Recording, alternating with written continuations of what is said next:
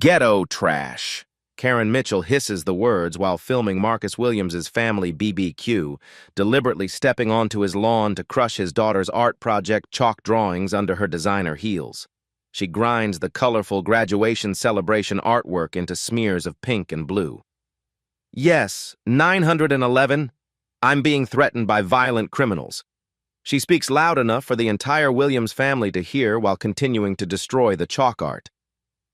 These welfare parasites are trespassing in my neighborhood with drugs and weapons. Marcus drops his spatula, watching his daughter Emma's proud artwork disappear under Karen's deliberate stomping. Angela wraps protective arms around their crying child as Karen kicks over a small graduation sign.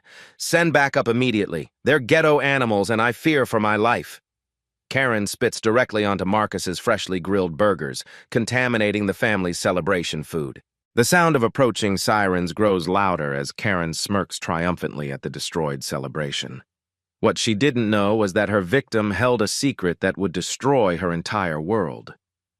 3 months earlier, Marcus Williams had stood in this same driveway holding a very different piece of paper. The election results printout still felt surreal in his hands. Marcus Williams, Mayor-elect, City of Pleasant View, 8,247 votes. He'd folded it carefully and placed it in his briefcase alongside transition documents that would reshape the city's future. The irony wasn't lost on him that he'd chosen to keep his victory quiet in a neighborhood that would soon discover their new leader lived right next door. The transition binder contained ambitious plans, affordable housing initiatives, police reform protocols, and community investment programs specifically designed to address the kind of systemic discrimination he'd witnessed firsthand as a civil rights attorney. For 15 years, Marcus had fought housing discrimination cases across Ohio, representing families who'd been redlined, excluded, and harassed out of communities exactly like Pleasant View. Now he would have the executive power to implement real change. But this Saturday morning, that same briefcase sat on his kitchen counter while Marcus sipped coffee and reviewed housing policy proposals in peaceful anonymity. The transition team had scheduled his first public appearances for the following month, allowing him 2 more weeks of quiet preparation before the oath of office. Angela emerged from upstairs, already dressed for her hospital shift as head of pediatric surgery, pausing to kiss his forehead. "Still can't believe my husband is going to be mayor," she whispered, glancing toward the window where Karen's silhouette was already visible behind her blinds. "Think she'll be nicer when she finds out?" Marcus chuckled softly, remembering his campaign promise to bring transparency and accountability to local governance. Somehow, I doubt discovering her neighbor is a civil rights attorney turned politician will improve Karen's disposition. The peaceful morning routine shattered when Marcus opened his front door to retrieve the newspaper. A bright orange citation fluttered from his mailbox like a parking ticket, its official HOA letterhead catching the morning sun. Violation notice. Mailbox height non-compliance. Current height 41.5 inches. Regulation requires 44 inches. Fine, $50. Correction deadline, 48 hours. Marcus measured the mailbox with his phone's ruler app. 41.7 inches.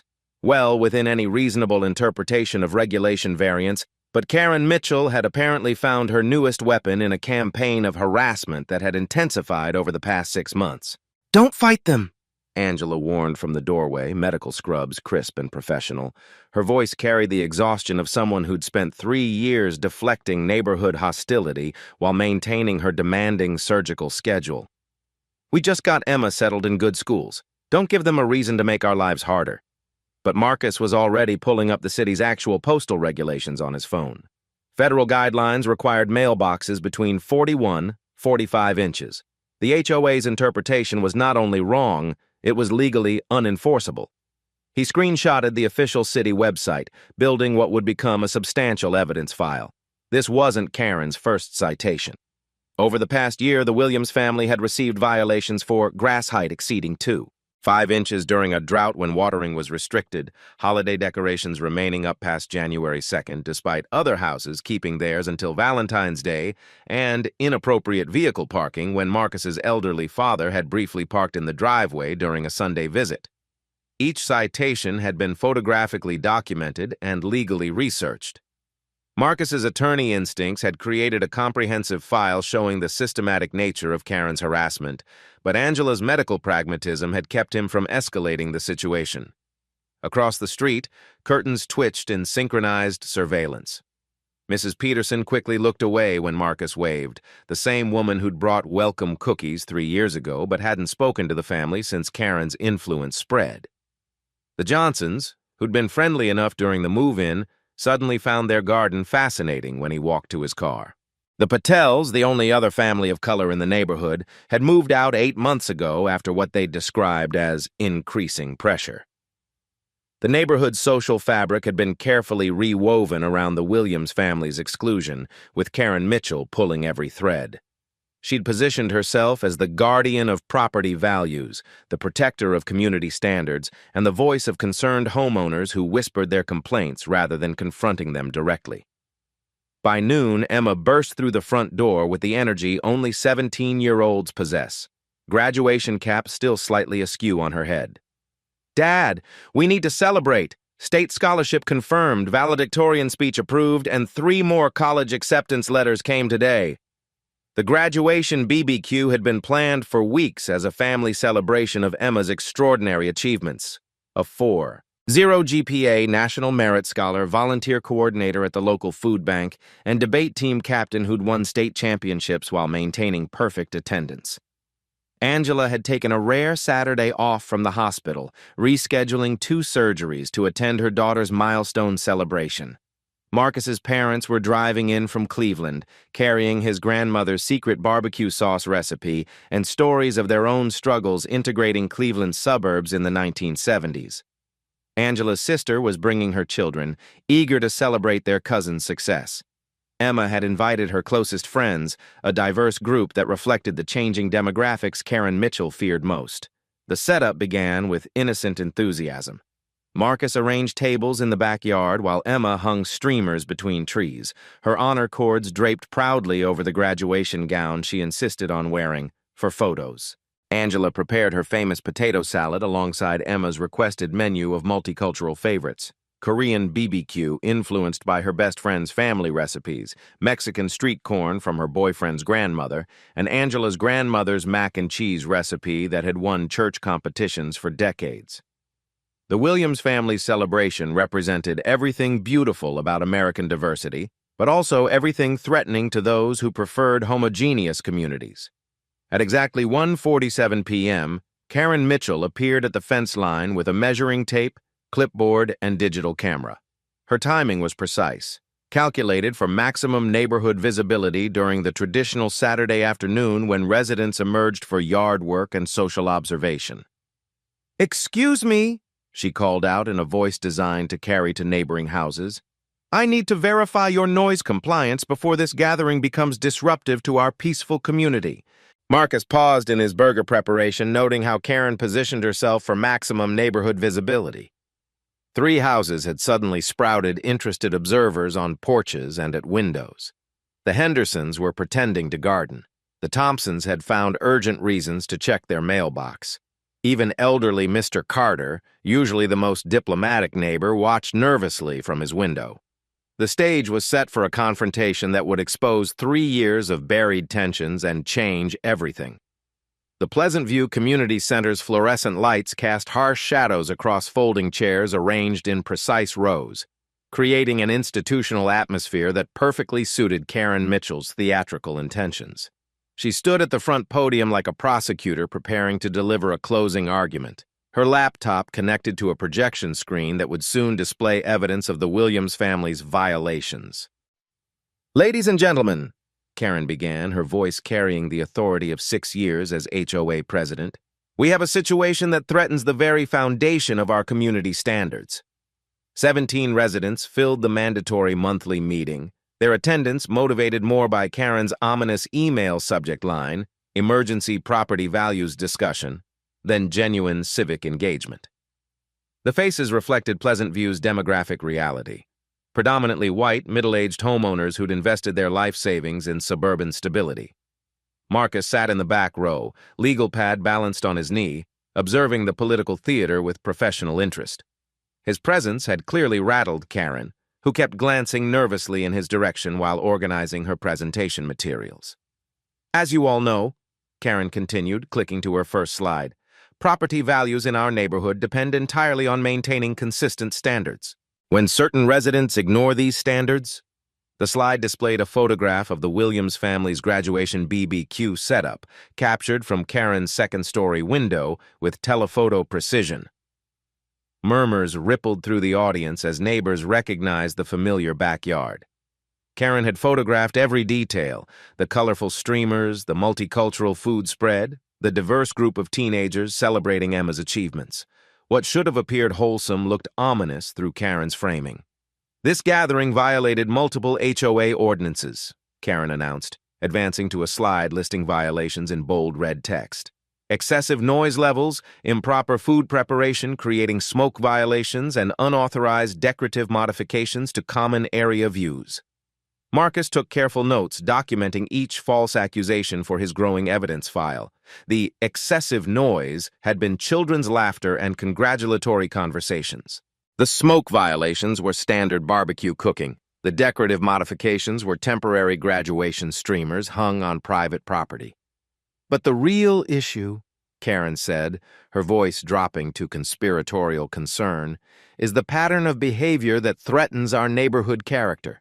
She clicked on a new slide showing property value charts with carefully selected data points. Since certain changes in our community demographic, comparable home sales have declined an average of 2.3%. This directly impacts every family's largest financial investment. The correlation was deliberately misleading. Marcus knew from his mayoral transition briefings that Pleasant View's property values had actually increased 7% over the past 3 years, outpacing the county average. Karen had cherry-picked data from the brief market dip during COVID-19, presenting it as evidence of demographic decline. "I've received multiple complaints from concerned residents," Karen continued, though she provided no documentation or specifics. "Neighbors feel uncomfortable with the increasing frequency of gatherings that don't reflect our community standards." Mrs. Henderson shifted uncomfortably in her chair. The Thompsons exchanged glances that suggested they hadn't actually filed any complaints. Mr. Carter stared at his hands, avoiding eye contact with both Karen and Marcus. "Some families are already considering relocation," Karen added dramatically. "The Patels cited changing neighborhood dynamics when they sold last year. The Kowalskis mentioned comfort levels when they decided not to renew their lease." Marcus's pen stopped moving. The Patels had confided in Angela about systematic harassment that had driven them away. The Kowalskis had faced their own HOA violations after hosting their nephew's quinceañera. Karen was weaponizing their departures as evidence supporting her narrative, rather than acknowledging her role in creating the hostile environment. "I propose immediate action," Karen announced, advancing to her final slide. "Enhanced gathering restrictions, increased violation monitoring, and stricter enforcement of existing regulations to preserve the community standards that make Pleasant View desirable." The proposed restrictions were specifically crafted to criminalize cultural celebrations. No gatherings exceeding 8 people, no music audible beyond property lines, no cooking that created aromatic disturbances, and no decorations visible from public spaces. Each rule targeted the multicultural activities that made the Williams family's celebrations vibrant. "These measures will protect our investment and ensure Pleasant View remains an attractive community for appropriate families," Karen concluded, her coded language clear to everyone present. The room fell into uncomfortable silence. Several residents looked toward Marcus, clearly aware that Karen's presentation had targeted him specifically. The unspoken tension crackled like electrical current through the institutional air. Marcus rose slowly, his legal training providing the composed dignity that had served him well in courtrooms facing much more sophisticated opposition than suburban HOA politics. "I'd like to see the documentation supporting these claims," he said quietly, his voice carrying professional authority that immediately shifted the room's dynamics. "Specifically, the noise measurement data, the verified property value analysis, and the written complaints from residents." Karen's confidence flickered as she realized Marcus wasn't intimidating easily. Most residents accepted her authority without questioning the methodology behind her dramatic presentations. I don't need to justify every procedural detail to residents who should focus on compliance rather than challenging established authority, Karen snapped, her composure cracking under legal scrutiny. Actually, Marcus replied, stepping into the aisle with the presence of someone accustomed to commanding courtrooms. Under Ohio Revised Code Section 5312, homeowners associations must provide documented evidence for any allegations affecting property assessments or community policies. The precise legal citation landed like a guided missile. Karen's face flushed as she realized she'd been treating a trained attorney like an ignorant newcomer for 3 years. But instead of retreating, her anger intensified into something more dangerous. Legal knowledge doesn't give anyone the right to disrupt community harmony, Karen retorted, her voice rising enough to betray her growing desperation. Some people move into established neighborhoods and expect everyone else to accommodate their different standards. The racial subtext hung in the fluorescent-lit air like toxic gas. Marcus felt every eye in the room focused on the confrontation, neighbors forced to choose between Karen's familiar authority and the growing evidence of her discriminatory targeting. I'm simply asking for the same documentation standards that govern every legitimate homeowners association, Marcus replied calmly, refusing to take Karen's bait. Karen's final play revealed her true character. This association has maintained property values and community standards long before certain types of residents arrived. I've successfully protected this neighborhood from problems that destroy suburban communities. The words landed with atomic impact. Karen had finally said what everyone suspected she'd been thinking for 3 years. The room's atmosphere shifted as neighbors processed the implications of their HOA president's barely concealed racism. Marcus folded his legal pad with deliberate calm, sensing that Karen had just provided him with exactly the evidence he'd need for much larger battles ahead. As he walked toward the exit, Karen's voice followed him with a threat that would soon backfire spectacularly. Don't think education and fancy legal language make you untouchable in this community, Mr. Williams. I've dealt with troublemakers before, and I always find ways to restore appropriate order. The battle lines had been drawn, and Karen Mitchell had no idea she'd just declared war on her future mayor.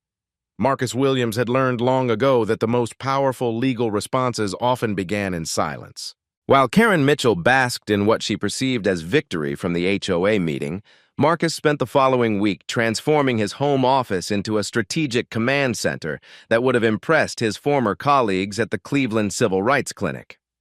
The built-in shelves that once held family photos now displayed meticulously organized binders labeled HOA Violations 2021 to 2024, Property Value Analysis, and Municipal Code cross-references. His law school training and documentation had prepared him for exactly this type of systematic harassment case, though he'd never imagined prosecuting it from inside his own home. Angela found him there at 6 a.m. Tuesday morning, surrounded by printed emails, highlighted ordinances, and a timeline that stretched across 3 whiteboards like a detective investigating serial crimes. "You're scaring me a little," she admitted, setting coffee beside his laptop where 17 browser tabs displayed everything from Ohio housing law to real estate market analytics. "This looks like you're preparing for war." "I'm preparing for justice," Marcus replied quietly, not looking up from the financial records that revealed fascinating patterns in Pleasant View's HOA enforcement. "Karen has been conducting a systematic campaign of discrimination for years. I'm just documenting what she's actually done." The evidence was damning when compiled professionally. Over the past 4 years, 127 HOA violations had been issued in Pleasant View. Of those, 89% targeted the 7 minority families who'd moved into the neighborhood, despite these households representing only 23% of total residents. White families received an average of 0.3 violations annually. Minority families averaged 4.7 violations each year. More revealing was the timing pattern.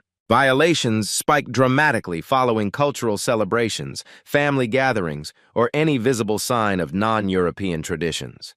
The Patels had received 13 citations in the 6 months following their Diwali celebration. The Martinez family was cited 11 times after hosting their daughter's quinceañera. The Williams family's violation frequency had tripled after Emma's Korean exchange student friend began visiting regularly. Look at this. Marcus called Angela over to his laptop, where he'd created a spreadsheet comparing actual city ordinances to HOA interpretations. Karen has been enforcing rules that don't exist while ignoring actual municipal violations by her preferred residents. The Hendersons had operated an unlicensed home business for 2 years without citation. The Thompsons' fence exceeded height limitations by 14 inches. Mrs. Peterson's garden gnome collection violated the city's excessive lawn ornamentation ordinance. None had received violations because Karen's enforcement focused exclusively on cultural rather than regulatory compliance. Wednesday afternoon brought the sound of measured footsteps on his front porch. Marcus opened the door to find a nervous-looking man in his 50s holding a manila envelope like evidence in a criminal trial. "Dr. Williams? I'm Tom Carter from down the street. I think we need to talk." Tom Carter had lived in Pleasant View for 12 years, serving 2 terms on the HOA board before Karen's consolidation of power. His engineer's precision with documentation rivaled Marcus's legal training, and the envelope contained photocopies that would fundamentally shift the balance of power. "These are Karen's actual board meeting minutes from the past 3 years, Tom explained, spreading papers across Marcus's dining room table. "The ones she shares publicly are edited versions." The real minutes revealed conversations that would end Karen's reign immediately if made public. Direct quotes included her referring to the diversity problem that's affecting our property values and strategies for encouraging inappropriate families to relocate. Most damaging was her explicit instruction to increase violation monitoring for houses that don't fit our demographic standards. "Why are you showing me this now?" Marcus asked, though he suspected the answer. "Because my granddaughter starts at Emma's school next year," Tom replied quietly. "She's half Korean, half Chinese. If Karen can destroy your family with harassment, mine won't have a chance." The alliance shifted everything. Tom provided insider knowledge of HOA procedures, historical voting records, and financial irregularities that suggested Karen's authority exceeded legal boundaries. Together, they uncovered a pattern of vote manipulation, unauthorized policy changes, and budget allocations that directly benefited Karen's real estate business. Thursday evening, Emma found her father reviewing city planning documents at the kitchen table, his mayoral transition materials finally integrated with his discrimination evidence file. "Dad, kids at school are talking about the HOA meeting. Some parents are saying you're causing trouble in the neighborhood." Marcus looked up at his daughter, seeing the worry in her eyes that reflected the pressure she'd absorbed for 3 years. Emma had never complained about being one of only 6 black students in her graduating class, never mentioned the subtle exclusions from certain social groups, never expressed the exhaustion of representing her entire race in every classroom discussion about diversity. "Emma, sometimes standing up for what's right looks like causing trouble to people who benefit from what's wrong. You're about to go to college where you'll face much more sophisticated versions of what we're dealing with here. Consider this practice." But Emma's next question revealed the complexity her 17-year-old wisdom had absorbed. What happens when you become mayor and Karen finds out? Will it get worse before it gets better? The question haunted Marcus through Friday's research session, where he discovered the most troubling pattern yet. Every minority family that had left Pleasant View in the past 5 years had sold their homes below market value to buyers recommended by Karen's real estate network. The Patels had sold for $15,000 under appraisal. The Martinez family accepted $22,000 below fair market value. The Kowalskis lost $18,000 in forced equity. Karen's harassment wasn't just racial discrimination. It was systematic economic exploitation that enriched her professionally while destroying families financially. "She's running a legal extortion scheme," Marcus explained to Angela Friday night, showing her the financial analysis that revealed Karen's real estate commissions from below-market sales totaled nearly $89,000 over 4 years. She creates hostile environments that force minorities to sell, then profits from the transactions. Angela's medical ethics training recognized the pattern immediately. It's like insurance fraud, but with racism instead of fake injuries. She creates the problem, then profits from the solution. Saturday morning brought Marcus's most strategic decision. Instead of confronting Karen directly or filing formal complaints, He would implement what his civil rights mentors called the rope strategy, providing enough space for opponents to hang themselves with their own extremism. He drafted a measured, professional response to his mailbox citation that cited specific municipal codes while requesting documentation of Karen's measuring methodology. The letter's tone was respectful but legally precise, demonstrating knowledge that would unsettle Karen without revealing the full extent of his preparation. The response was designed to provoke exactly the escalation that would expose Karen's true character to the entire neighborhood. Marcus had learned from 15 years of civil rights work that bullies often revealed their worst impulses when their authority was questioned intelligently rather than emotionally. As he placed the letter in Karen's mailbox Saturday afternoon, Marcus noticed her watching from her window with an expression that had shifted from confidence to something approaching concern. For the first time in their 3-year conflict, Karen seemed to sense that she might be facing an opponent who understood the game better than she did. The transformation from victim to strategic adversary was complete, but Marcus knew the real battle was just beginning. Karen Mitchell was about to discover that some residents fought back with weapons more sophisticated than anger or frustration. Legal expertise combined with documented evidence was about to meet HOA tyranny head-on, and the collision would reshape Pleasant View's power structure forever. Saturday morning arrived with deceptive tranquility, the kind of suburban peace that masks gathering storms. Marcus Williams emerged from his house at precisely 8:30 a.m. to begin what appeared to be routine lawn maintenance, but his methodical movements suggested someone preparing for battle rather than yard work. He'd positioned his phone strategically on the porch railing, recording app activated but screen darkened to avoid detection. Angela watched from the kitchen window while Emma studied at the dining room table, both unconsciously holding their breath as Marcus began edging the lawn with deliberate precision along the property line where conflicts had escalated for months. Karen Mitchell's response was swift and overwhelming. At 8:47 a.m., she emerged from her house flanked by 2 companions whose authority was immediately apparent. Officer Rodriguez from the Pleasant View Police Department and a man in a city inspector's uniform carrying an official clipboard. Behind them trailed 3 HOA board members who'd clearly been summoned for maximum intimidation value. "There he is," Karen announced loudly enough for neighbors throughout the block to hear, pointing at Marcus like a prosecutor identifying a defendant. "The problem resident who thinks legal technicalities excuse him from community standards." Marcus continued his lawn work without acknowledging the approaching delegation, his calm deliberation contrasting sharply with Karen's theatrical urgency. Neighbors began emerging from houses with the magnetic pull of impending drama. Mrs. Henderson appeared on her porch. The Thompsons found sudden interest in their mailbox, and Mr. Carter positioned himself strategically in his front yard. "Mr. Williams," Officer Rodriguez called out with professional neutrality, "we need to discuss some complaints about HOA violations and neighborhood disturbances." Marcus straightened slowly, switching off his lawn edger and walking toward the gathering crowd with the measured dignity he'd perfected in hostile courtrooms. "Good morning, officer. I'm happy to discuss any specific concerns you might have." Karen immediately launched into her prepared performance, voice pitched for maximum neighborhood penetration.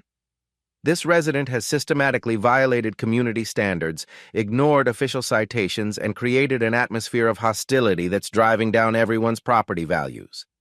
She produced a folder thick with documentation, photographed violations, printed emails, and what appeared to be official city complaints. The visual impact was impressive, suggesting months of careful evidence gathering by a concerned community leader protecting her neighbor's interests.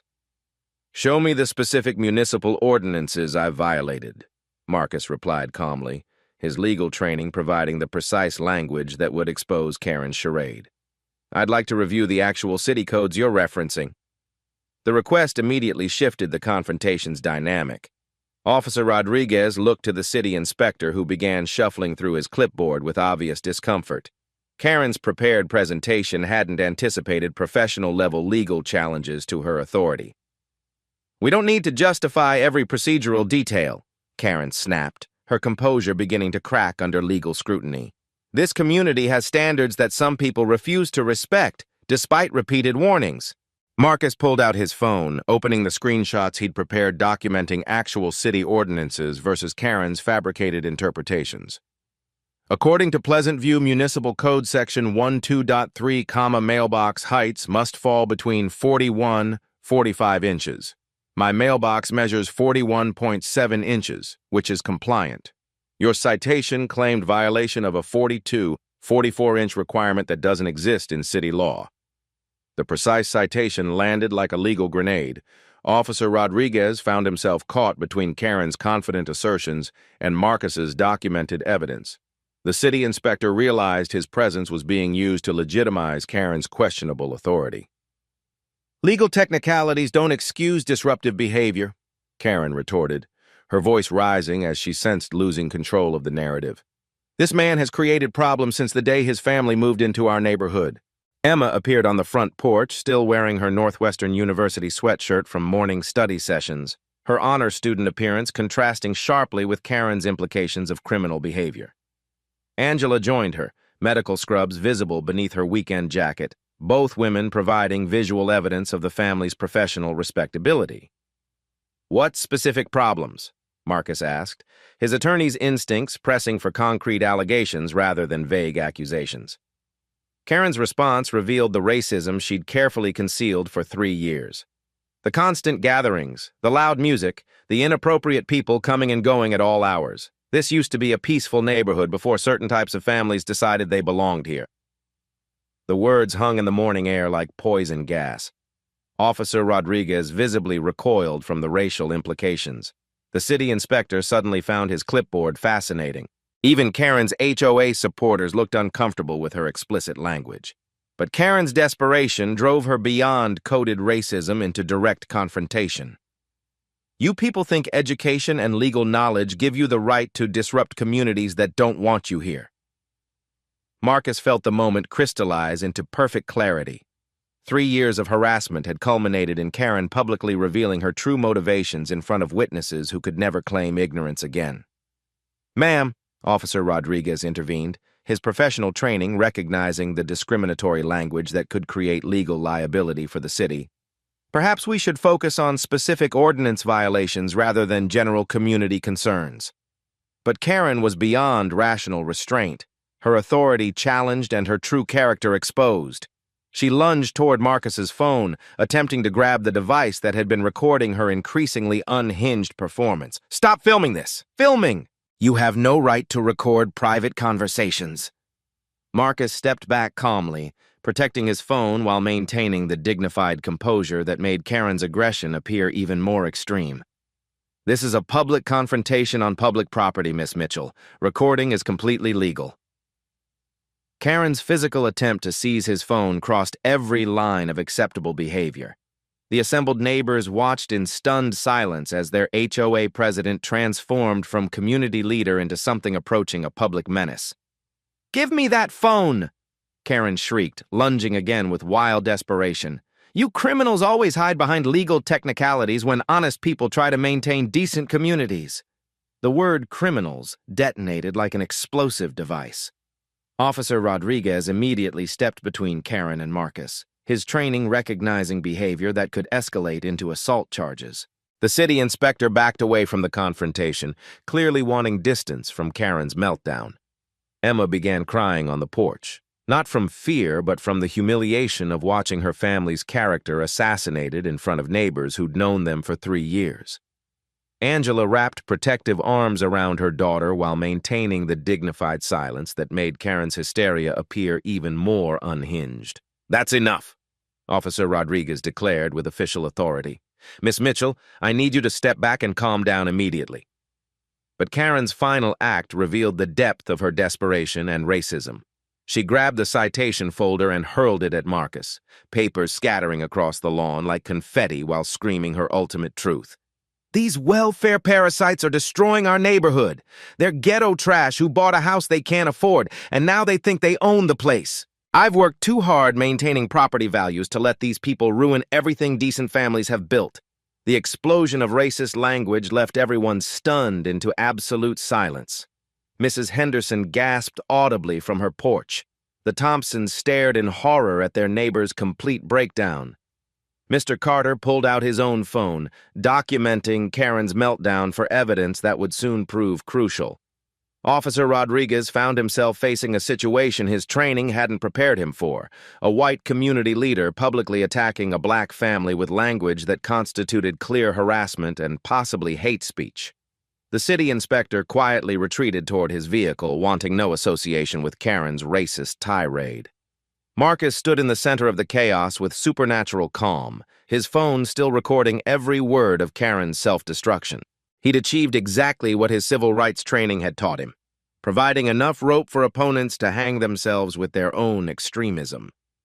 "Officer Rodriguez," Marcus said quietly, his voice cutting through Karen's continued ranting, "I'd like to file a formal complaint for harassment, intimidation, and discriminatory targeting based on race." The words transformed Marcus from victim to prosecutor, Karen from authority figure to defendant, and the entire neighborhood dynamic from private dispute to public civil rights violation. As sirens wailed in the distance, backup officers responding to what had become a public disturbance, Karen finally realized the magnitude of her mistake. But the damage was irreversible, recorded in high definition and witnessed by a dozen neighbors who could never again pretend ignorance about the racist motivation behind 3 years of systematic harassment.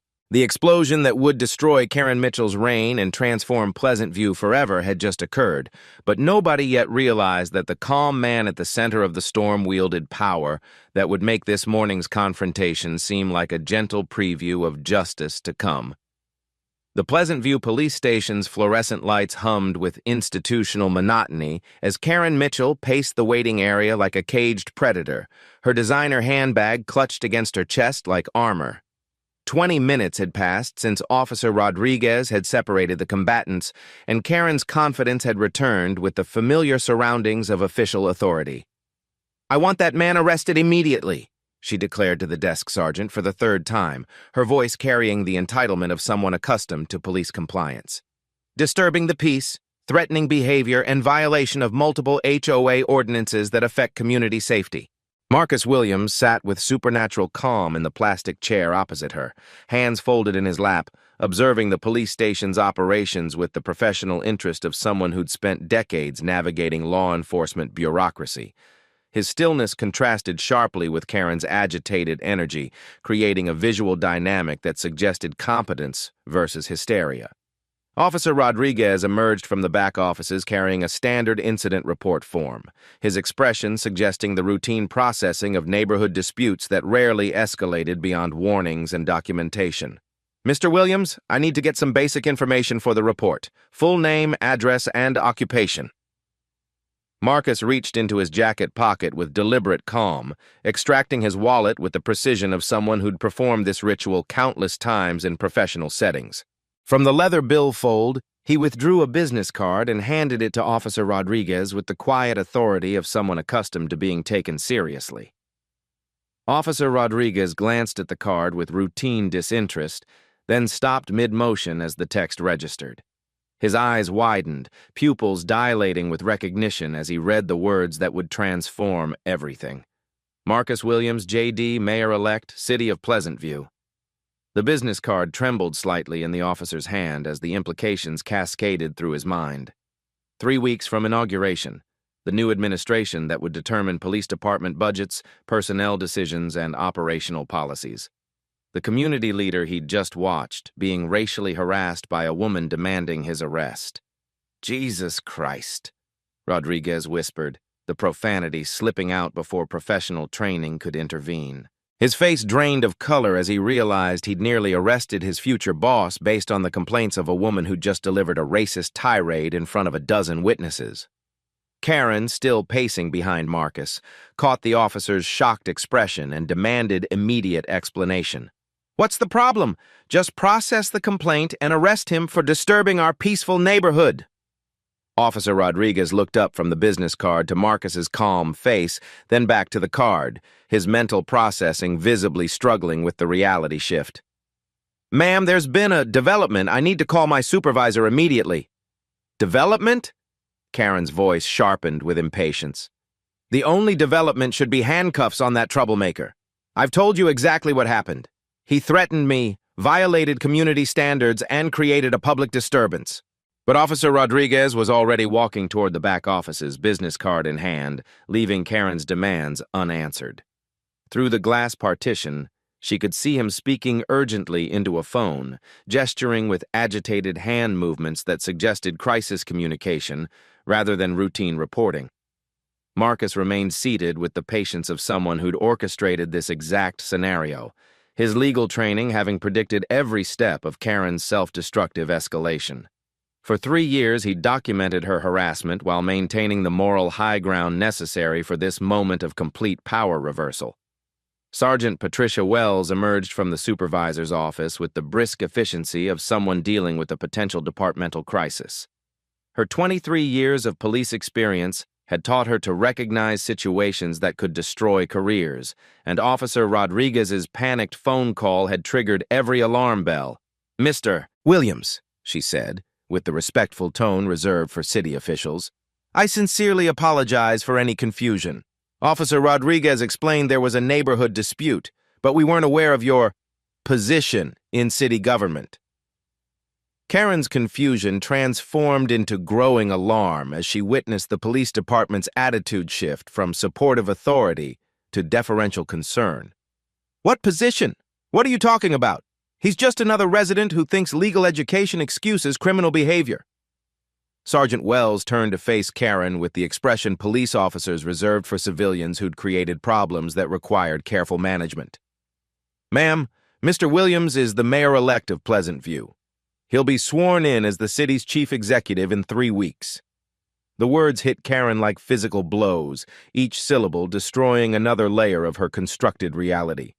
3 years of treating Marcus Williams like an unwelcome intruder. 3 years of harassment, intimidation, and racist targeting. 3 years of assuming superiority over someone who would soon control the entire municipal government. "That's impossible," Karen stammered, her voice losing its authoritative edge. "He can't be mayor. Look at him. He's..." The sentence trailed off as she realized any completion would expose the racist assumptions that had driven her behavior. Marcus finally spoke, his voice carrying the quiet authority that had won him 8,247 votes and a mandate for change. "Miss Mitchell, I was elected mayor of Pleasant View 3 months ago. The election results were published in the local newspaper, posted on the city website, and covered by regional news outlets. The information existed in public records Karen had never bothered to check because her assumptions about appropriate leadership had blinded her to changing demographics and political realities. Her neighborhood surveillance had focused on violations and harassment rather than the broader community transformation occurring beyond her narrow worldview. "I don't believe this," Karen whispered, pulling out her phone with trembling fingers to search for information that would disprove the nightmare unfolding around her. "This is some kind of mistake, some kind of fraud." But the Google search results confirmed her worst fears. Marcus Williams elected Pleasant View's first black mayor. Civil rights attorney wins mayoral race on reform platform. Williams promises police accountability and fair housing initiatives. The photograph showed Marcus at victory celebrations, policy forums, and community meetings she'd never attended because her political engagement extended only to HOA tyranny rather than actual civic participation. Sergeant Wells watched Karen's meltdown with professional detachment while mentally calculating the damage control required for a situation that could result in discrimination lawsuits, federal investigations, and career-ending publicity. "Miss Mitchell," she said carefully, "given the circumstances, I think we need to discuss your complaint about Mr. Williams in a different context. Specifically, the racial language witnesses reported you using during this morning's confrontation." The power dynamic had completely reversed. Karen Mitchell, who'd entered the police station as an aggrieved community leader demanding justice, now faced potential criminal charges for harassment and hate speech against the man who would soon control city policy and police department operations. Marcus stood slowly, his movement carrying the dignity of someone who'd endured 3 years of systematic persecution while maintaining the moral authority necessary for this moment of complete vindication. "Officer Rodriguez," he said quietly, I'd like to file a formal complaint against Miss Mitchell for harassment, intimidation, and civil rights violations. I have extensive documentation spanning 3 years of systematic targeting. The weapon of white privilege had just exploded in Karen Mitchell's face, and the man she'd spent years trying to destroy now held the power to determine her future in ways she was only beginning to comprehend. The first video appeared on TikTok at 2:47 p.m., uploaded by 17-year-old Madison Carter with the caption, "Karen versus future mayor, you won't believe this." The 43-second clip captured Karen's racist meltdown in crystal-clear vertical video, from her lunging at Marcus's phone to her screaming welfare parasites with the unhinged fury of someone whose mask had completely slipped. Madison's follower count was modest, 847 mostly local teens, but the algorithmic gods of social media recognized explosive content when they processed it. Within 90 minutes, the video had been viewed 15,000 times, shared across platforms, and spawned the hashtag that would define the next week of American discourse, #KarenVsMayor. Emma Williams discovered her family's viral fame while studying for her AP government final, friends texting links with messages ranging from supportive outrage to concerned warnings about online attention. The video had spread beyond Madison's original post, reposted by accounts with hundreds of thousands of followers who recognized the perfect storm of suburban racism, political drama, and satisfying justice. "Dad!" Emma called from her bedroom, laptop balanced on her knees as she scrolled through increasingly explosive comment threads. "We're trending on Twitter. This is getting really big, really fast." Marcus emerged from his home office where he'd been fielding calls from reporters, city council members, and civil rights organizations who'd somehow learned about the morning's confrontation despite his attempts at discretion. His phone buzzed constantly with notifications as news outlets picked up the viral video and began investigating the broader story. The social media explosion revealed America's deep political divisions with surgical precision. #KarenVsMayor split into 2 distinct camps within hours, each amplifying their preferred narrative with the passionate intensity that only online anonymity could provide. Team Marcus gathered under hashtags like #JusticeForWilliams, #NewPleasantview, and #MayorMarcus. These supporters shared the video with commentary celebrating poetic justice and long overdue accountability. Angela's medical colleagues from Cleveland Hospital tweeted support. Marcus's law school classmates shared articles about housing discrimination. Civil rights organizations began following his mayoral transition with renewed interest. "Finally, someone stands up to these suburban racists," tweeted at Real Talk Rachel with 450K followers. "This is what happens when black excellence meets white fragility head-on.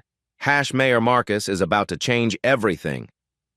The opposing faction rallied around #property rights, #community standards, and #defend Karen, though their support came wrapped in carefully coded language that maintained plausible deniability while expressing solidarity with Karen's underlying message.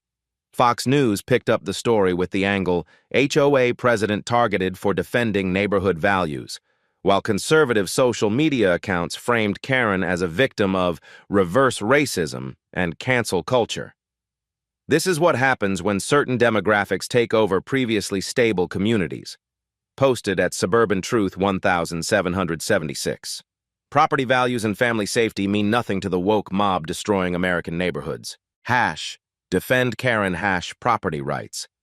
But the video's visceral impact overwhelmed attempts at narrative control. Karen's unhinged screaming, her physical aggression toward Marcus's phone, and especially her use of welfare parasites while attacking a civil rights attorney's family created content too damaging for effective spin. Local news stations began arriving in Pleasant View by evening, their satellite trucks parked strategically for live broadcasts that would bring national attention to the previously quiet suburb. Channel 7's investigative team had already pulled Marcus's electoral records, Karen's HOA tenure, and neighborhood demographic data that revealed the systematic patterns Marcus had documented privately. "Tonight at 11, announced anchor Sarah Martinez during the 6 p.m. newscast, exclusive video of a Pleasant View HOA president's racist attack on her neighbor, who happens to be the community's mayor-elect. We'll examine how this confrontation exposes deeper issues in suburban Ohio. The story's national appeal became undeniable when CNN's Jake Tapper tweeted the video at 7:23 p.m. to his 3.2 million followers. Suburban racism meets political reality in Ohio.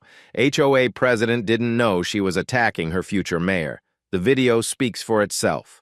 Within hours, #KarenVS Mayor had generated over 100,000 tweets, 50,000 TikTok videos, and countless Facebook discussions that revealed how deeply the confrontation resonated with Americans who'd experienced similar neighborhood dynamics. The story provided perfect symbolism for changing demographics, persistent racism, and the sweet satisfaction of watching bullies face consequences. But viral fame brought dangerous consequences alongside satisfying justice. Both families began receiving threats from anonymous accounts representing opposite extremes of the political spectrum. Karen faced doxing attempts and calls for her real estate license revocation.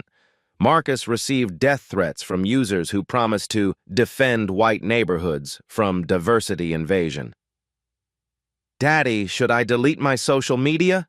Emma asked during dinner, showing her parents the hostile comments flooding her Instagram mentions. Strangers had found her accounts through the viral video, some offering support, but others targeting her with racist harassment that made Karen's public meltdown seem restrained. Angela's hospital received calls demanding she be fired for anti-white activism, while Marcus's law firm fielded interview requests from journalists wanting background on their viral civil rights hero. The family's private crisis had become public entertainment, their pain transformed into content for America's endless culture war. The geographic spread revealed fascinating patterns of national division. Rural areas and conservative suburbs shared the video with commentary supporting Karen's community standards, while urban centers and diverse communities celebrated Marcus's dignified response to systematic harassment. College campuses organized viewing parties where students analyzed the confrontation through academic frameworks of institutional racism and white privilege. Pleasant View itself became a microcosm of national tensions. Neighbors who'd remained silent during 3 years of Karen's harassment now felt pressure to choose public sides. Some houses displayed support Mayor Williams signs that appeared overnight, while others posted defend property values messages that served as coded support for Karen's position without endorsing her explicit racism. Mrs. Henderson, who'd watched Karen's meltdown from her porch, found herself interviewed by 3 separate news crews seeking neighbor perspectives on the viral confrontation. Her careful neutrality, they're both nice people who had a disagreement, satisfied no one and generated its own subset of online criticism about suburban complicity. The Thompsons received harassment for appearing in background footage, strangers on Facebook demanding they explain their silence during Karen's racist tirade. Mr. Carter, whose daughter had filmed the original video, faced pressure from both sides, supporters praising his documentation of racism and critics accusing him of orchestrating the confrontation for social media fame. By Sunday evening, the story had achieved peak viral velocity with coverage on every major news network, late-night comedy show mentions, and international media attention that portrayed the confrontation as quintessentially American dysfunction. The BBC's coverage focused on suburban segregation patterns, while German news outlets examined HOA governance as uniquely American institutional racism. Marcus found himself scheduling interviews with journalists from Washington Post, NPR, and 60 Minutes, while simultaneously preparing for a mayoral transition that had become infinitely more complex. His policy agenda, affordable housing, police reform, community investment, now carried symbolic weight that extended far beyond Pleasant View's city limits. "This isn't what I wanted," he confided to Angela while reviewing interview requests that could shape national conversations about racism, suburban politics, and demographic change. "I wanted to serve the community quietly, implement good policies, and leave office having made positive differences." But Angela understood the opportunity embedded within the crisis. Maybe quiet change isn't possible anymore. Maybe this attention gives you a platform to create changes that extend beyond Pleasant View. The viral storm had transformed a local HOA dispute into a national referendum on suburban racism, political representation, and the changing face of American leadership. Karen Mitchell's 3-year campaign of harassment had backfired spectacularly, creating exactly the kind of attention and scrutiny that would amplify every injustice she'd perpetrated while elevating Marcus Williams to a national platform for the changes she'd tried to prevent. The digital revolution that had documented her destruction was about to become the vehicle for the transformation she'd spent years fighting, and America was watching with rapt attention as suburban racism met its reckoning in real time. The explosion was just beginning, and the fallout would reshape more than just one Ohio neighborhood. Marcus Williams had learned during his 15-year civil rights career that viral attention created both unprecedented opportunity and crushing obligation. While America debated the symbolism of his confrontation with Karen Mitchell across social media platforms and cable news networks, he spent Monday morning in his home office conducting the methodical investigation that would transform personal vindication into systematic institutional change. The 3 whiteboards that had tracked Karen's harassment patterns for months now displayed a far more comprehensive map of institutional discrimination that extended well beyond individual racism into coordinated economic exploitation. Phone calls from other Pleasant View residents had begun arriving Sunday evening. Voices that had remained strategically silent for years, suddenly empowered by viral solidarity and national attention to share their own experiences with HOA targeting and municipal discrimination. "Mr. Williams, this is Janet Rodriguez from Oak Street." The voice carried the careful hesitation of someone stepping into territory that had previously felt too dangerous for honest discussion. "I saw the video everywhere online, and after watching you stand up to Karen, I think you should know what really happened to the Martinez family before they were forced to move away last year." Janet's story revealed systematic harassment that made Karen's treatment of the Williams family seem almost restrained by comparison. The Martinez family had endured 18 months of escalating persecution following their daughter's quinceañera celebration, including fabricated noise complaints filed at precise intervals, violation citations for cultural decorations that violated no actual ordinances, and Karen's direct pressure on other residents to file formal complaints that would create official documentation supporting forced departure. She told us at the October HOA meeting that certain cultural celebrations were fundamentally incompatible with neighborhood standards. Janet continued, her nurse's training providing clinical precision in recounting discriminatory language that had been carefully crafted to avoid explicit racial terminology. She said property values depended entirely on maintaining appropriate demographic balance, and that we needed to send clear messages about acceptable behavior before the situation deteriorated further. Marcus documented every detail with legal precision while simultaneously cross-referencing Janet's account with city records, real estate transaction data, and HOA meeting minutes that Tom Carter had courageously provided despite potential retaliation. The pattern emerging was far more sophisticated than simple individual racism. It constituted systematic economic exploitation disguised as community standards enforcement designed to generate profit through forced displacement. Tuesday brought additional witnesses whose stories revealed the stunning scope and calculated nature of Karen's operation. David Kim, a software engineer who'd moved to Pleasant View in 2019 seeking good schools for his children, described receiving violations for excessive vehicle maintenance when he'd changed his car's oil in his own driveway, a practice that white neighbors performed regularly throughout the community without any citations or complaints. "She photographed my car from multiple angles like crime scene documentation," David explained during their careful coffee shop meeting, his voice carrying the frustrated precision of someone accustomed to logical systems and objective standards. "Then she claimed the oil change violated environmental protection ordinances that don't actually exist in city code. I checked every municipal regulation. She was citing completely fabricated rules." The harassment had escalated dramatically when David's elderly Korean parents visited for his son's first birthday celebration, staying 3 weeks to help with childcare while David's wife recovered from surgery. Karen immediately filed noise complaints about foreign language disruption and demanded city inspection for potential illegal occupancy because the grandparents' extended stay allegedly violated residential density regulations. She told the city inspector that certain ethnic groups often violate occupancy limits through extended family arrangements that negatively impact neighborhood character, David continued, his engineer's methodical documentation revealing Karen's sophisticated use of coded language that avoided explicit racial terminology while achieving discriminatory results. The inspector apologized privately, saying Karen filed similar complaints whenever non-white families had visitors staying longer than a few days. Marcus's investigation revealed that Karen's targeting followed remarkably sophisticated patterns, specifically designed to avoid legal challenge while achieving systematic exclusion.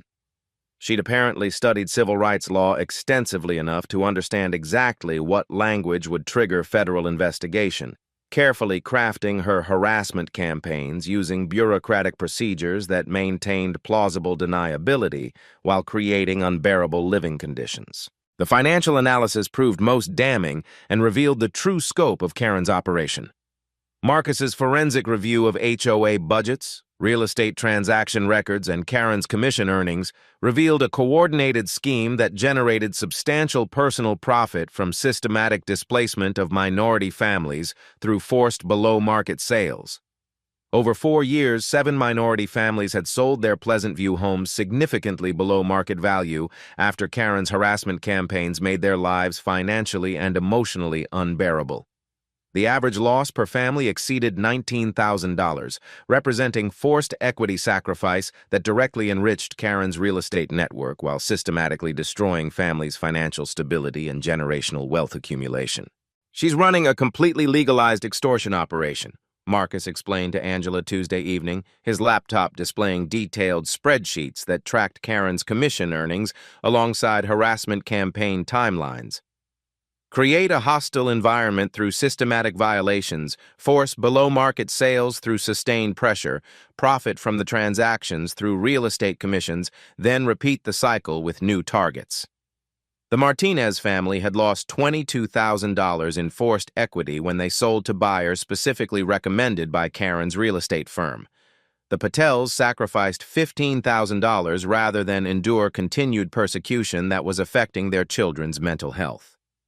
The Johnson family, an interracial couple with 2 adopted children, had been systematically driven out after Karen's campaign convinced neighbors that non-traditional family structures threatened community stability and property values.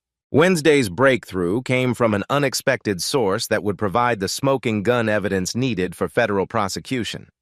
Rebecca Walsh, a former HOA board member who'd resigned in protest over Karen's increasingly aggressive policies, contacted Marcus through intermediaries after seeing the viral video coverage. Rebecca had maintained detailed personal records of board meetings, financial decisions, and Karen's explicit statements about demographic management strategies. "I have recordings of everything," Rebecca admitted during their careful meeting at Marcus's law office, her retired teacher's organizational skills evident in the manila folders she'd meticulously prepared with transcripts, timestamps, and cross-reference documentation. "I started secretly recording meetings when Karen's language became obviously discriminatory, thinking someone would eventually need evidence for legal action. The recordings were absolutely explosive and provided clear evidence of criminal conspiracy." Karen's unguarded statements during closed board sessions revealed systematic planning that constituted clear civil rights violations under federal housing law. Direct quotes included strategic discussions about encouraging appropriate demographic transitions, protecting property values through selective resident management, and using HOA procedures to maintain traditional neighborhood character.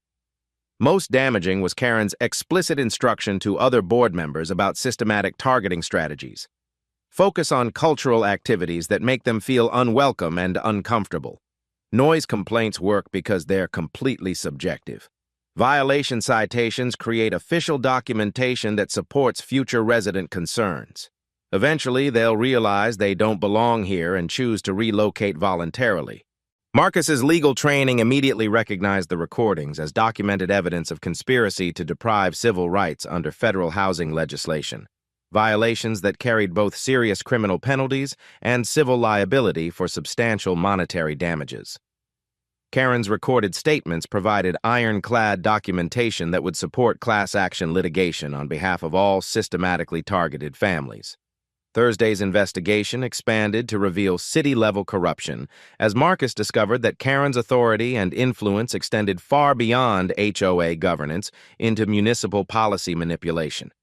Her real estate firm had received consistently preferential treatment for development projects, tax assessment appeals, and zoning variance applications through carefully cultivated relationships with city officials who directly benefited from her political and financial support. The web of institutional corruption included City Councilman Robert Hayes, whose family had received significantly discounted real estate services from Karen's firm during their own home purchase, and Planning Director Lisa Thompson, who'd approved highly suspicious zoning changes that dramatically increased property values for Karen's clients, while simultaneously restricting affordable housing development throughout the city. She's been running a shadow government that prioritizes white economic interests, Marcus realized while reviewing city council voting records that consistently favored Karen's business interests over community development. HOA harassment was just one component of a much broader system designed to maintain white economic control through sophisticated institutional manipulation. The discrimination extended systematically to municipal services, with Marcus discovering that minority neighborhoods consistently received reduced police patrol frequency, deliberately delayed road maintenance, and restricted access to city programs that supported homeowner investment and property improvement. Karen's political influence had created systematic inequality that reinforced the housing discrimination she orchestrated through private HOA governance. Friday brought the most significant breakthrough when Marcus received a call from Detective Maria Santos of the Ohio Attorney General's Civil Rights Enforcement Division. The viral video had automatically triggered federal review of potential civil rights violations, and Detective Santos requested an immediate meeting to discuss expanded investigation that could reshape housing discrimination enforcement statewide. "We've been monitoring HOA discrimination patterns across Ohio for 2 years," Detective Santos explained during their confidential meeting at the federal building. "Your case fits perfectly into a statewide pattern of real estate fraud combined with housing discrimination that we've been building comprehensive federal cases against." The investigation revealed that Karen's operation was actually part of a broader network of real estate professionals, systematically using HOA governance to manipulate housing markets through demographic control. Similar schemes operated in suburbs across Ohio, generating millions in fraudulent profits while systematically excluding minority families from neighborhoods with appreciating property values. "Your documentation is extraordinary and provides exactly what we need," Detective Santos continued, reviewing Marcus's evidence files with obvious professional admiration. "Most victims don't have legal training to build cases this comprehensive. With your evidence and the federal attention from viral coverage, we can build both criminal charges and civil remedies that extend far beyond your individual case." The federal investigation would examine not only Karen's discrimination, but the municipal corruption that enabled systematic exclusion while enriching connected real estate professionals. Marcus's mayoral platform of affordable housing and police reform had accidentally positioned him to lead exactly the institutional changes needed to dismantle the systems that had systematically targeted his family. Saturday morning brought news that transformed investigation into decisive action. The Ohio Attorney General announced a comprehensive federal civil rights investigation into Pleasant View's housing discrimination patterns, with Marcus's meticulously documented case serving as the centerpiece of broader examination into suburban segregation strategies that violated federal law. This investigation will determine whether municipal and HOA governance has been systematically used to exclude minority families from housing opportunities, announced Attorney General Jennifer Morrison during her nationally televised press conference. The evidence suggests sophisticated discrimination schemes that violate both state and federal civil rights protections. Marcus watched the announcement from his home office, surrounded by evidence that had grown from personal defense into the foundation for federal civil rights prosecution. The harassment he'd endured for 3 years had become the catalyst for systematic change that would protect future families from similar persecution while holding perpetrators accountable. The investigation phase was complete and the evidence was overwhelming. Now, justice would require the kind of public accountability that would reshape not only Karen Mitchell's future, but the institutional systems that had empowered her persecution while enriching her through other families' systematic displacement and financial destruction. The tipping point arrived Tuesday morning when Marcus Williams's phone rang at 6:23 a.m. with a call that would fundamentally alter the trajectory of justice in Pleasant View. The voice belonged to someone he'd never expected to hear from, Patricia Hammond, Karen Mitchell's own real estate partner for the past 4 years. "Mr. Williams, I saw the federal investigation announcement on the news." Patricia's voice trembled with the weight of someone about to betray years of profitable complicity. "I can't be part of this anymore. Karen has been using our firm to systematically exploit minority families, and I have documentation that proves everything." The meeting took place in Patricia's downtown office, surrounded by real estate awards and community service plaques that now seemed like props in an elaborate deception. Patricia's hands shook as she opened file cabinets containing what she called insurance policies. Comprehensive documentation of every discriminatory transaction, forged document, and illegal scheme that had enriched their partnership. "I kept copies of everything because I knew this would eventually explode," Patricia admitted, spreading contracts across her conference table like evidence in a criminal trial. "Karen told me we were just encouraging natural market transitions, but I documented every illegal action in case I needed protection."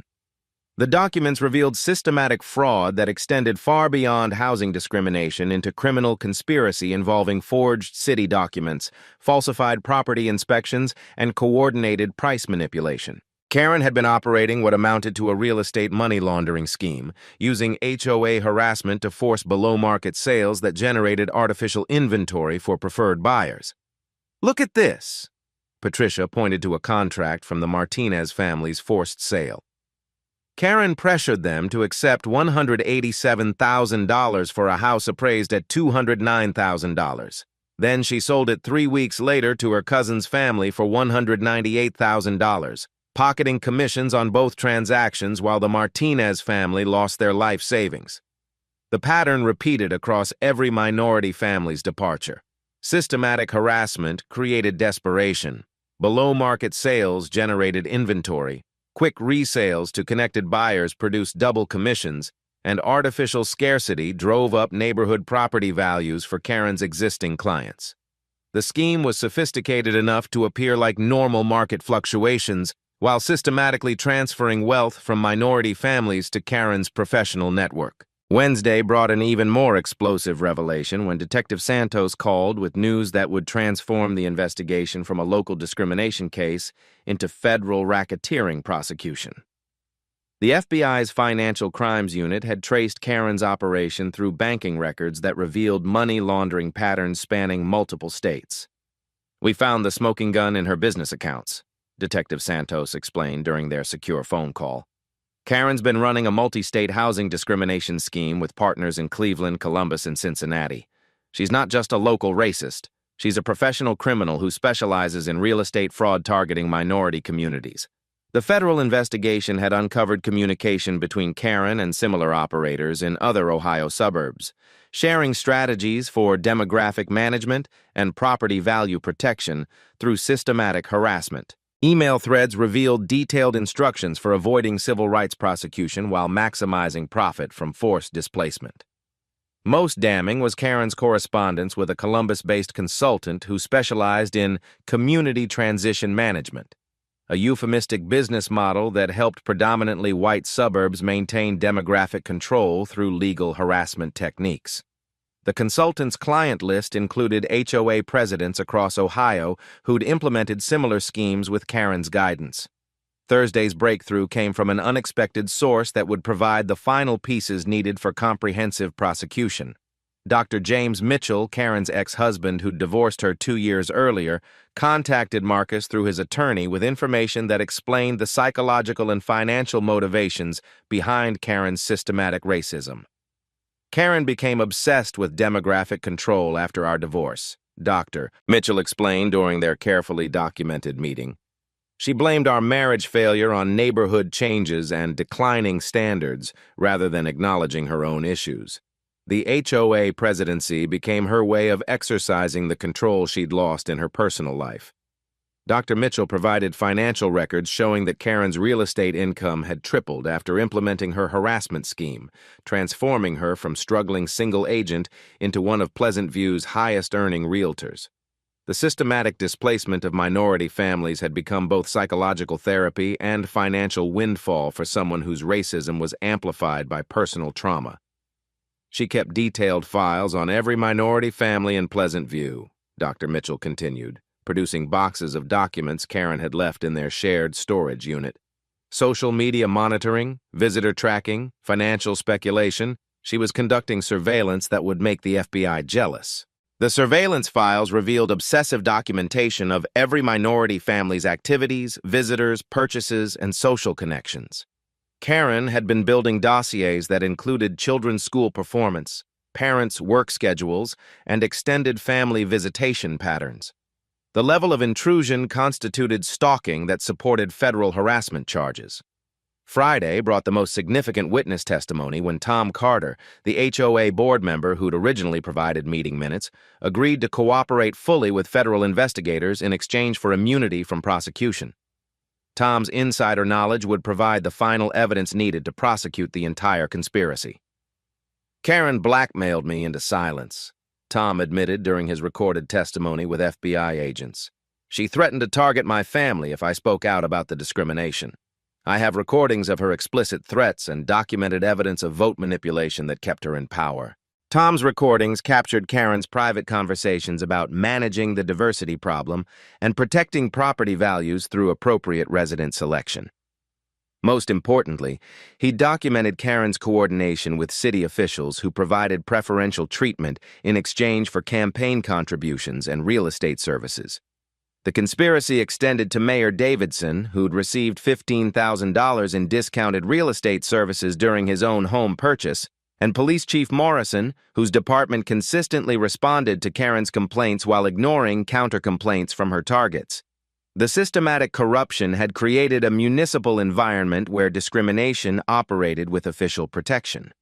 Saturday's revelation completed the prosecution's case when Angela Williams discovered something that transformed their family's persecution into the keystone evidence for federal racketeering charges. While cleaning Emma's room, she found a manila envelope that had slipped under their door sometime during the previous week. The envelope contained photocopies of Karen's personal journal, apparently provided by someone with access to her home. The handwritten entries revealed psychological motivations and strategic planning that constituted written confession to systematic civil rights violations. March 15th. The Williams family is becoming a problem that requires strategic intervention. Their success makes other minority families comfortable, which threatens long-term property values. Need to increase pressure through legitimate channels until they understand they don't belong here. April 22nd, successfully convinced 3 neighbors to file noise complaints, creating official documentation that supports resident concerns about inappropriate gatherings. The key is using bureaucratic procedures to achieve demographic management without explicit racial language. June 8th. Williams is fighting back with legal knowledge that's creating complications. Need to escalate pressure through police involvement. Officer Rodriguez responds well to authority figures who understand community standards. The journal entries provided written evidence of criminal intent, systematic planning, and coordination with municipal officials. Karen had documented her own conspiracy in detail, apparently never imagining that her private thoughts would become evidence in federal court. Sunday brought the final piece of evidence when Madison Carter, the teenager who'd filmed the original viral video, provided additional footage that had been overlooked during the initial social media explosion. The extended video captured Karen's conversation with Officer Rodriguez before Marcus appeared, revealing police bias that supported federal civil rights violations. "I told you these people were trouble," Karen could be heard saying to Officer Rodriguez in the additional footage. "I've been documenting their behavior for months, and now they're becoming aggressive. You need to send a clear message that this community won't tolerate threats to public safety." Officer Rodriguez's response revealed systematic bias. "We've dealt with similar situations before, Miss Mitchell. Sometimes new residents need to understand how things work in established neighborhoods. We'll handle this appropriately." The conversation proved coordination between Karen and police that constituted official misconduct under federal civil rights law. Officer Rodriguez had predetermined Marcus's guilt based on Karen's racial profiling, violating constitutional protections against discriminatory law enforcement. By Monday morning, federal investigators had compiled evidence supporting charges of conspiracy to deprive civil rights, real estate fraud, money laundering, and racketeering that could result in decades of federal imprisonment. The investigation had expanded to include 12 co-conspirators across Ohio who'd participated in similar schemes. Marcus received the news while preparing for his mayoral inauguration, which had been moved up 2 weeks due to the federal investigation's findings. His transition from victim to prosecutor was complete, but the evidence revealed systematic injustice that extended far beyond his family's experience. "We have enough evidence to dismantle this entire network," Detective Santos informed him during their final briefing.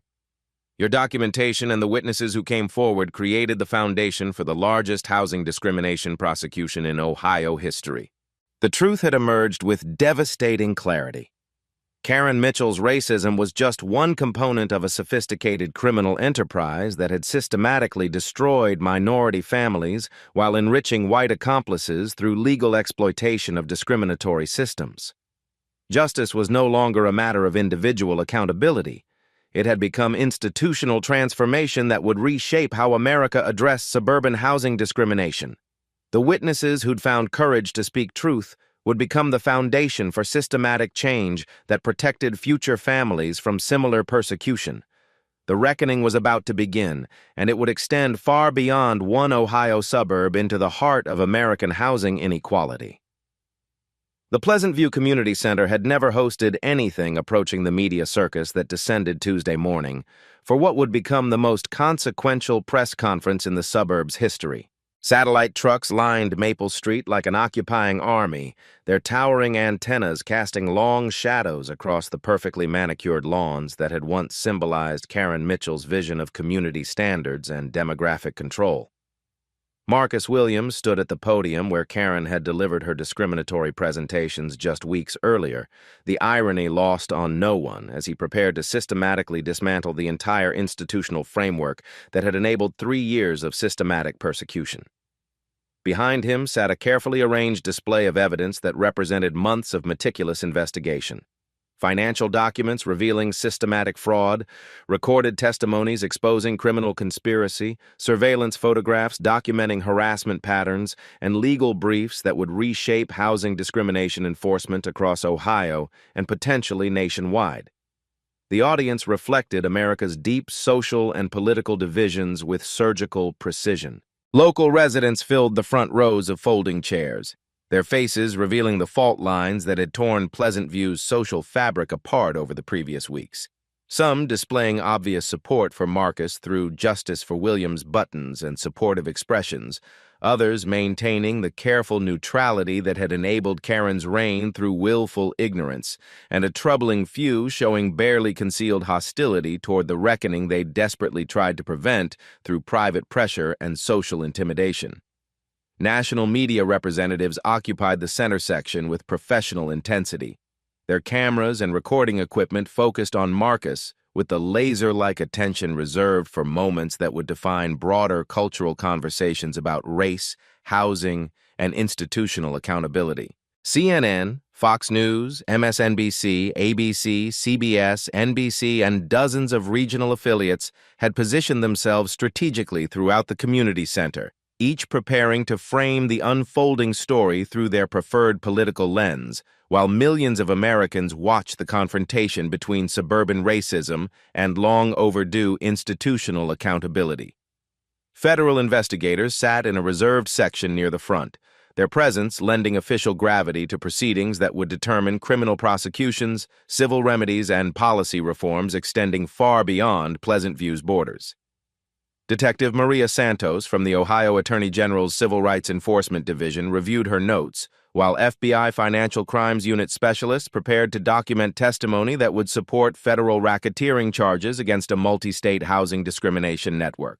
3 years ago, my family moved to Pleasant View, seeking the American dream that safe neighborhoods, excellent schools, and welcoming communities represent. Marcus began, his voice carrying the measured authority that had served him well in courtrooms facing much more sophisticated opposition than suburban HOA politics. What we discovered instead was a systematic campaign of harassment, discrimination, and economic exploitation that violated both federal civil rights law and basic human decency. The first section of his presentation focused on comprehensively documenting the scope of discrimination that extended far beyond his family's individual experience into systematic targeting of every minority household in Pleasant View. Visual displays showed detailed harassment timelines for 7 different minority families, financial losses totaling $156,000 in forced below-market home sales, and meticulous documentation of systematic targeting that constituted clear civil rights violations under federal housing law, state anti-discrimination statutes, and municipal ordinances that ironically protected the very rights Karen had spent years violating. This wasn't random prejudice, individual bias, or isolated incidents of neighbor conflict, Marcus continued, advancing to slides that revealed the sophisticated, coordinated nature of Karen's operation through charts, graphs, and timeline analyses.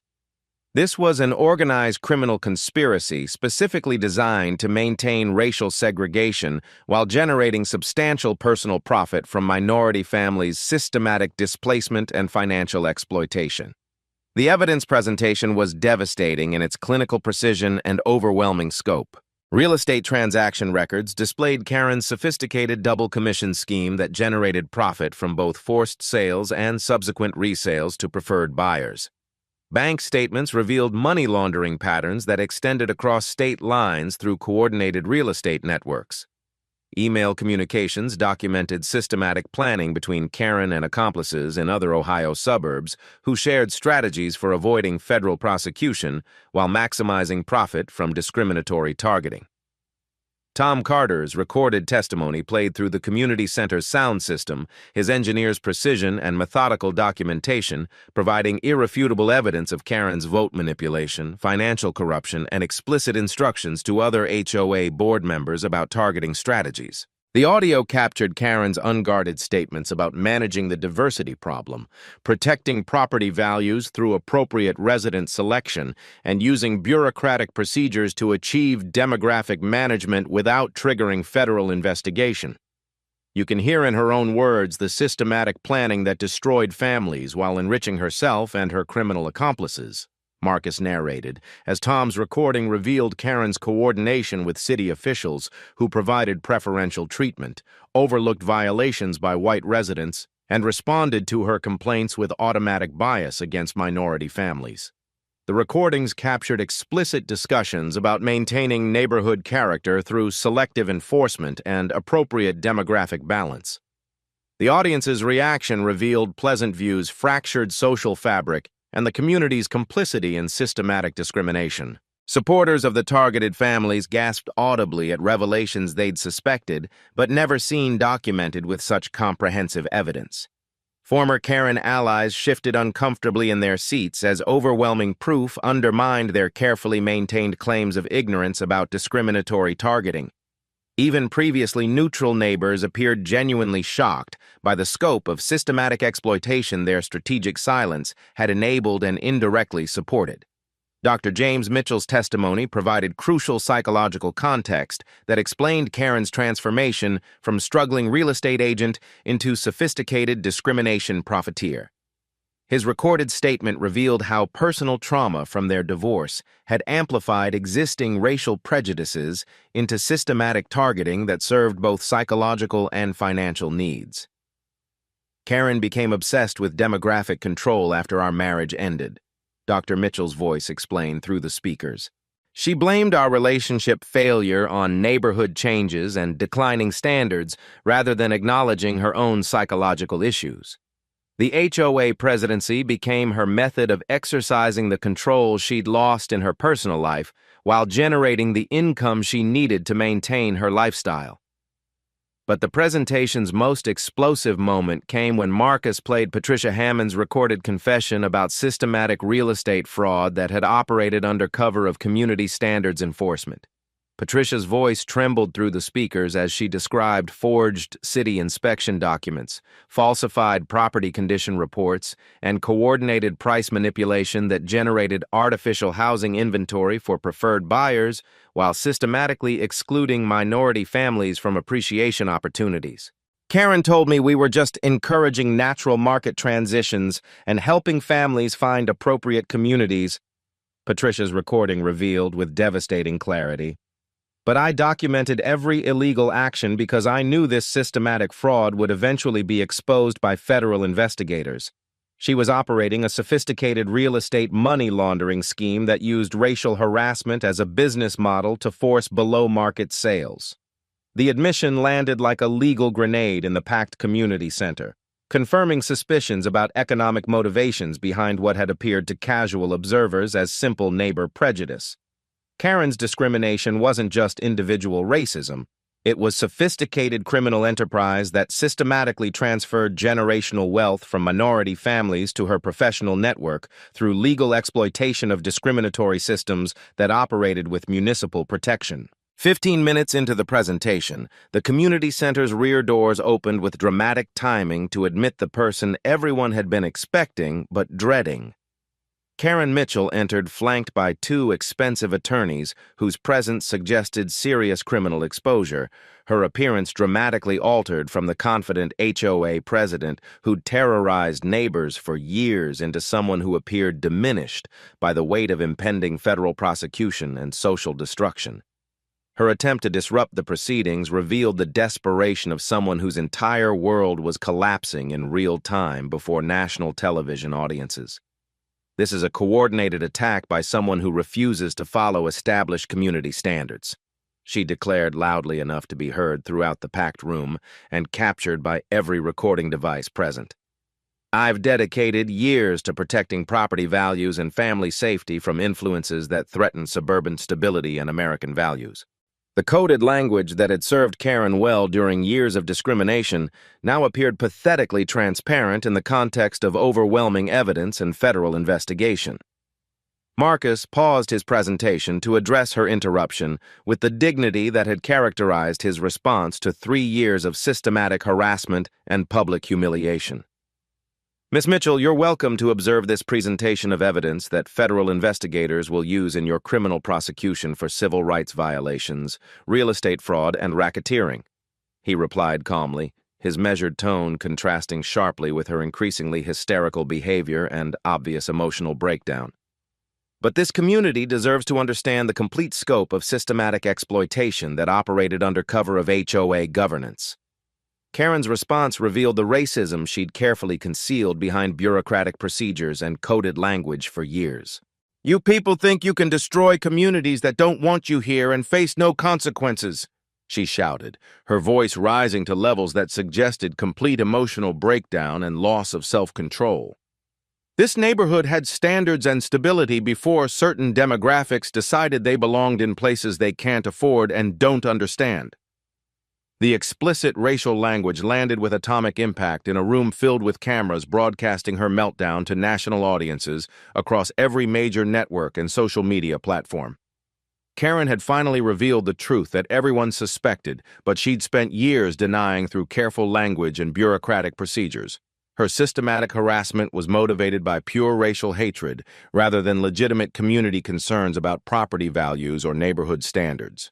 But her most damaging admission was yet to come as security guards moved to escort her from the premises. As she struggled against removal, Karen's desperation drove her beyond rational restraint into territory that would seal her criminal prosecution and provide federal prosecutors with exactly the evidence they needed for racketeering charges. I built a successful business protecting white neighborhoods from diversity invasion, she screamed while struggling against the security guards with increasing desperation. These welfare parasites are destroying property values that hard-working white families spent decades building, and someone has to protect American communities from demographic replacement. The confession provided exactly the evidence federal prosecutors needed to prove criminal intent in systematic civil rights violations under federal racketeering statutes. Karen had publicly admitted to operating what she explicitly characterized as a business model based on racial exclusion, confirming the conspiracy charges that could result in decades of federal imprisonment and complete financial destruction. Marcus resumed his presentation as Karen was forcibly removed from the community center, but the atmosphere had fundamentally shifted from policy discussion to moral reckoning. Her public breakdown had exposed the psychological motivations and racial hatred that drove systematic discrimination, making any remaining claims of innocent community standards enforcement impossible to maintain with credibility. The final section revealed the scope of municipal corruption that had enabled Karen's operation through official protection and preferential treatment from the city government. Financial records showed that Mayor Davidson had received $15,000 in discounted real estate services during his own home purchase, while Police Chief Morrison's department consistently responded to Karen's complaints with immediate action while ignoring or dismissing counter-complaints from her targets. This systematic corruption created a municipal environment where discrimination operated with official protection and institutional support, Marcus explained, displaying email communications between Karen and city officials that confirmed coordination in targeting minority families. The same officials who should have protected civil rights instead participated in systematic exploitation for personal benefit.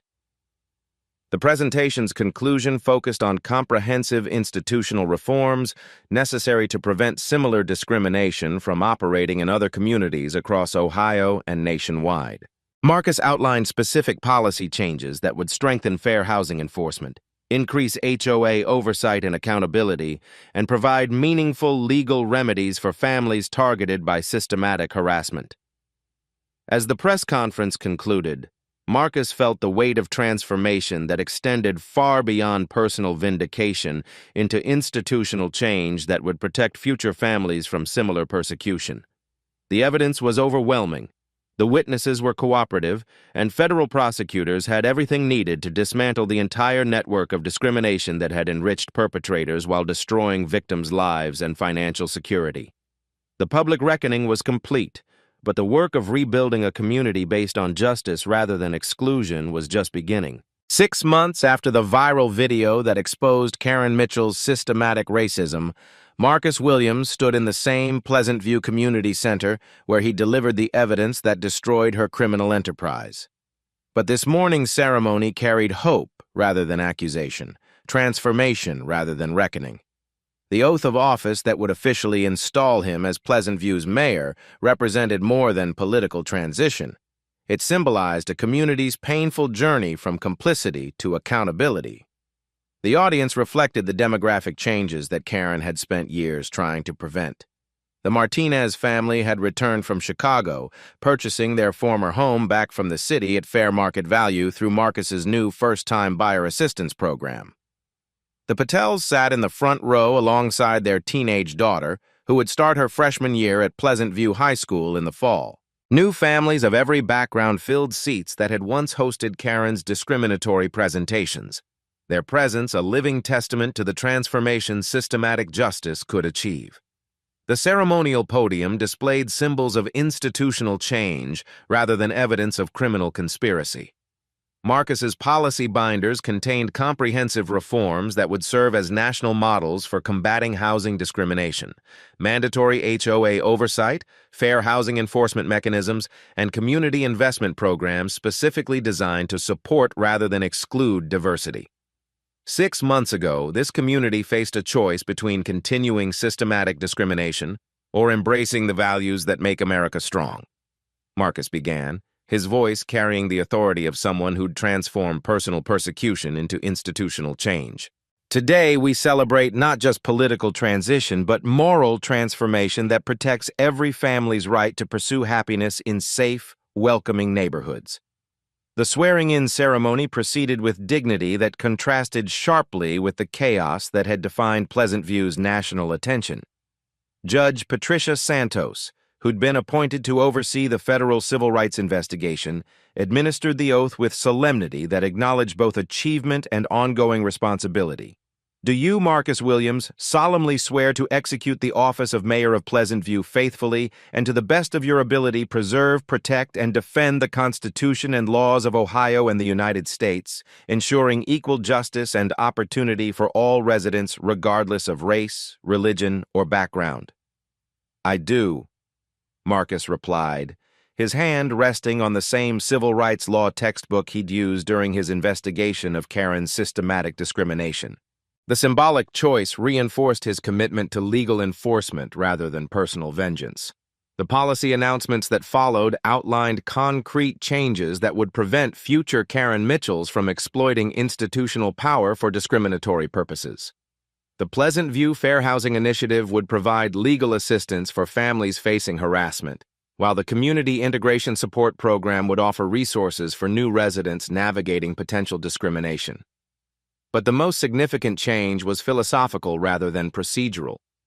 Marcus's administration would operate under the principle that diversity strengthened rather than threatened community values, that demographic change represented opportunity rather than invasion, and that municipal government existed to protect rather than persecute residents who brought different cultures to suburban life. The ceremony's most poignant moment came when Emma Williams, now a sophomore at Northwestern University, addressed the gathering about lessons learned from her family's persecution and eventual vindication. Her voice carried the wisdom of someone who'd witnessed both systematic cruelty and institutional justice during formative years. 3 years ago, I was ashamed that our neighbors saw my family as a threat to their community, Emma began, her honor student's composure providing moral authority that transcended her age.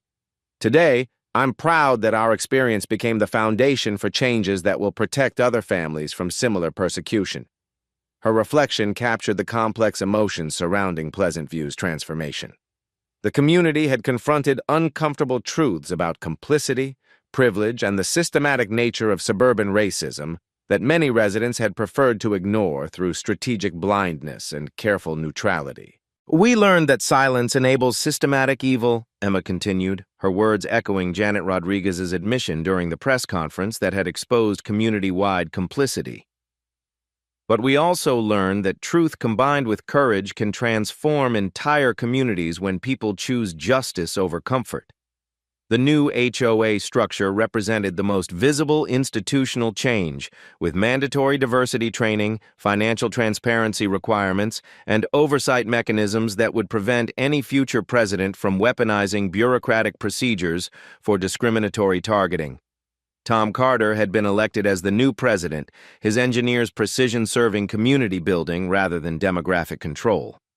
Karen Mitchell's fate served as a permanent reminder of accountability's reality. Federal prosecution had resulted in 18 months in minimum security prison, $200,000 in restitution to targeted families, permanent ban from real estate practice, and prohibition from any HOA leadership role. Her house sat empty with a for sale sign that had become a neighborhood symbol of justice served, though no buyers had emerged willing to purchase property so closely associated with systematic racism. The financial restitution had provided meaningful compensation for families whose forced sales had cost them generational wealth. The Martinez family used their $22,000 settlement as down payment for their return home purchase. The Patels invested their $15,000 restitution in their daughter's college fund. The Johnson family, who'd suffered the most systematic harassment, received enough compensation to purchase a larger home in Pleasant View's expanding diverse community. But healing required more than financial remedies or criminal punishment.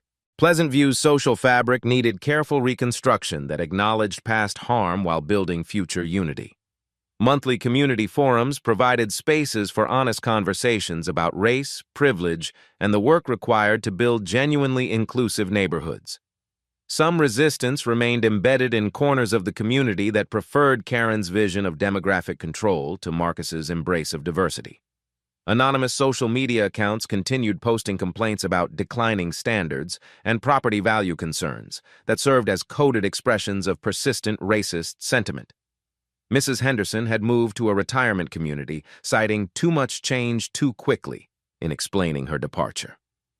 The Thompsons maintained polite distance from community events, their discomfort with demographic transformation expressing itself through strategic absence rather than active opposition. But the majority of residents had embraced change that brought vibrancy rather than threat to neighborhood life.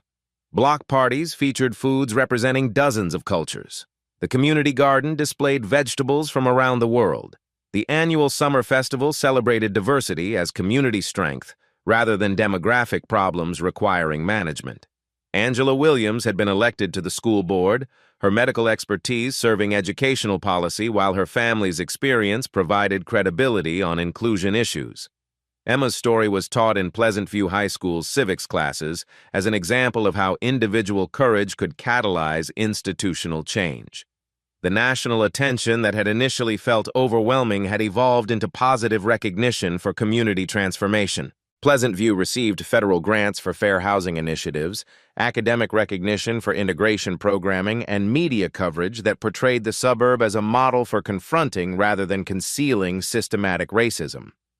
Marcus's mayoral agenda extended beyond correcting past discrimination into proactive community building that made Pleasant View genuinely welcoming for families of every background. Infrastructure improvements focused on shared spaces that encouraged interaction. Economic development prioritized minority-owned businesses that had been systematically excluded during Karen's reign. As the inauguration ceremony concluded, Marcus looked across an audience that reflected the American dream at its most inclusive. Children of every race played together while their parents discussed community issues with respect rather than suspicion. Elderly residents shared stories with recent immigrants who brought new energy to aging neighborhoods. The transformation wasn't complete. Healing systematic discrimination required generational commitment rather than single ceremonies. But Pleasant View had chosen the difficult path of confronting rather than concealing institutional racism, of building rather than excluding, of justice rather than comfort. Change happens one conversation, one choice, one stand at a time, Marcus concluded, his words echoing across a community that had learned both the cost of complicity and the power of accountability. Today, we choose to build a community worthy of every family's dreams. The work was just beginning, but the foundation had been laid for transformation that would extend far beyond one Ohio suburb into the heart of American possibilities, when communities chose justice over prejudice, inclusion over exclusion, and hope over fear. Real change had come to Pleasant View, and it would endure long after the cameras departed and the headlines faded. The quiet revolution of suburban integration had found its voice, and that voice would echo in other communities facing similar choices between past prejudices and future possibilities. Justice had been served, but more importantly, justice would be sustained through institutional changes that protected rather than persecuted the diversity that made America strong. What would you do if you witnessed systematic discrimination in your own community? How would you balance personal safety with a moral obligation to speak the truth? Share your thoughts about standing up to institutional racism, and subscribe for more stories that prove individual courage can create systematic change. Like this video if you believe justice delayed is not justice denied, and comment about your own experiences with neighborhood dynamics, suburban politics, or the courage required to confront systematic inequality wherever it operates.